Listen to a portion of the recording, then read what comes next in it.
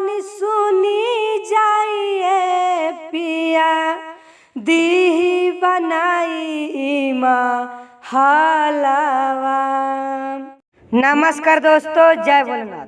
मैं राइटर रोहित शर्मा एक बार फिर से मैं बोलबम सॉन्ग लेकर आ चुका हूँ। तो वीडियो को शुरू से अंत तक जरूर देखिएगा। और मेरी तरफ से फुल एंड फ्री है, कोई भी सिंगर भाई गा सकते हैं। और गाने से पहले मेरे से एक बार परमिशन जरूर ले लीजिएगा कि मैं यह गाना गा रहा हूँ। और आप मेरे चैनल पर नए हैं तो चैनल को सब्सक्राइब कर लीजिए, क्योंकि आप लोग मेरे वीडियो को देखते हैं लेकिन चैनल को सब्सक्राइब नहीं करते। इसलिए हाथ जोड़कर रिक्वेस्ट है कि आप मेरे चैनल को सब्सक्राइब कर दीजिए। तो चलिए मैं आप लोग सुनाता हूँ जो आज गाना लाया हूँ, सुनिए। देखिए दोस्तों, यही वह मुखड़ा है, बहुत ही जबरदस्त और मस्त सॉन्ग है और बहुत ही प्यारा सॉन्ग है। आपको सुनने में बहुत ही अच्छा लगेगा, तो ध्यान से सुनिएगा, बहुत ही अच्छा है। तो चलिए मैं आप लोग सुनाता हूँ, सुनिए। कैसे पिया रहल जाई मड़ई के घर में, आंधी पानी आई त गिरी जाई सावन भर में। कैसे पिया रहल जाई मड़ई के घर में, आंधी पानी आई त गिरी जाई सावन भर में। कहतानी सुनी जाइए पिया दीही बनाई माँ हालावा। तहम के भवेला ई मड़ैया हो, अरे हम के भवेला ई मड़ैया हो। तहम के भवेला ई मड़ैया हो, जाइब ना महल के ओरिया। तहम के भवेला ई मड़ैया हो, जाइब ना महल के ओरिया। भले दुख दीही ई मड़ैया हो, भले दुख दीही ई मड़ैया हो, भले दुख दीही ई मड़ैया हो, जाइब ना महल के ओरिया। भले दुख दीही ई मड़ैया हो, जाइब ना महल के ओरिया।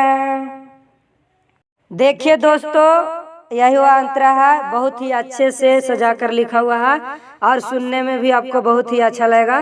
तो ध्यान से सुनिएगा। तो चलिए मैं आप लोग सुनाता हूँ, सुनिए। कैसे बताई पिया होला परसानिया, सावन में चुए लागे टिप टिप पनिया। देखिए के रूप धूप तोहरा न लागे, रहे से मड़ैया में भगियाई जागे, भगियाई जागे। जानी हमरा के फुसलाई हा, दीहा नमी सारी लाइया। तहम के भवेला ई मड़ैया हो, तहम के भवेला ई मड़ैया हो, तहम के भवेला ई मड़ैया हो, जाइब ना महल के ओरिया।